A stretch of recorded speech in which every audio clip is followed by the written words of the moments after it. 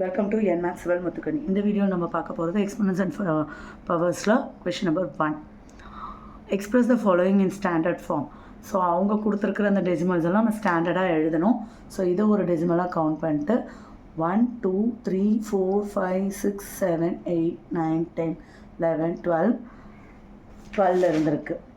So அப்போ 8.5 into 10 to the power minus 12. 1 2 3 4 5 6 7 8 9 10 11 12.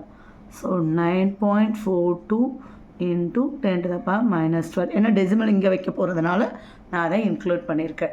Actually இங்கே இதை தான் கால்குலேட் பண்ணோம். First second third fourth fifth sixth seventh eighth ninth 10th 11th 12th டெசிமலில் அது இருந்திருக்கு. ஸோ அது உங்களுக்கு கன்ஃபியூஸ் ஆகுங்கிறதுனால நான் இப்படி எடுத்து கொடுக்குறேன்.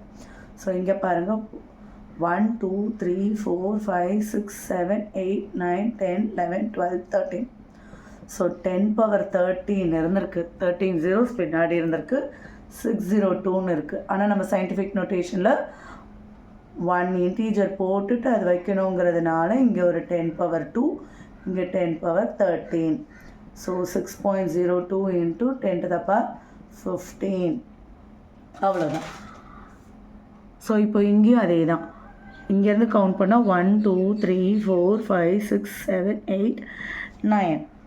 So 8.37 into 10 to the power minus 9.